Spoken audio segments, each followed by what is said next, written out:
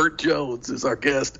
This morning we thought we'd talk about our fine state. And Burt, I think if anybody heads for an elected position at a statewide level, you better understand that. You can talk Fortune 500, and you can talk about Atlanta and the wealth that's generated there, but it's still second, third, fourth to ag in our state. Oh, no question. And ag is what feeds everyone. You know, a lot of people don't know all the hard work, don't realize all the hard work that goes into the producing goods to fuel America. You know, and those eggs just don't end up on the grocery store shelves by themselves. You know, it took a farmer or a producer to get them there first.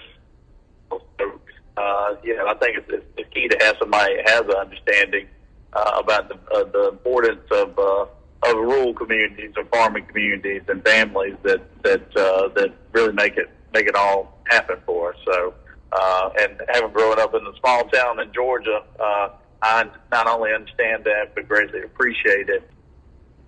Burt, I think you already got it figured out. So, with millennials and the coming generations, you just got to have fiber and quality of life. That's all they seem to want. They can work anywhere in the country. So we got them good connectivity and a good quality of life, some outdoor activity.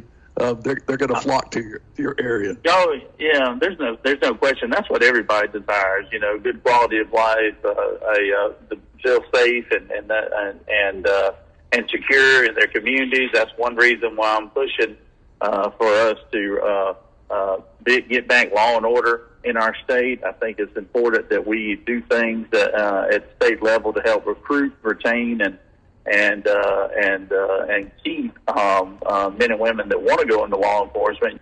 And instead of using our men and women in law enforcement as a punching bag, we need to be promoting them and building them up. Because it's like you say, people want to feel safe and secure, and they want good quality of life.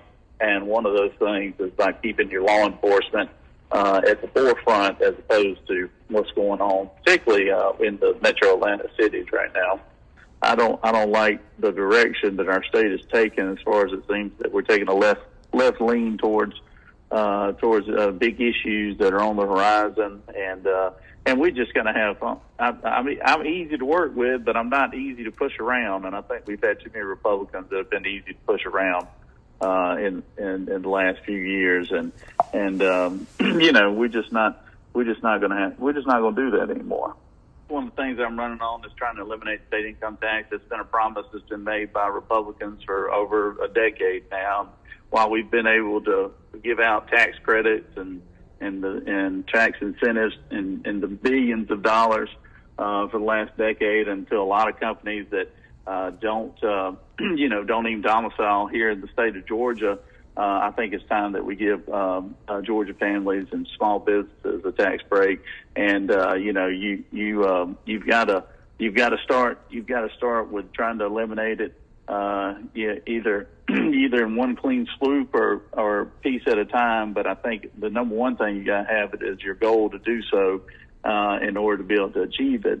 And that's what we're going to try to do is move towards eliminating state income tax. If Tennessee can do it, Florida can do it, and Texas can do it, I don't know why Georgia can't do it either. So that's going to be a goal of ours, and I think we can do it if we put our minds to it and roll up our sleeves and really hone in on what's important to us and what's not. And I think Georgia families and small businesses need to be at the forefront of those things.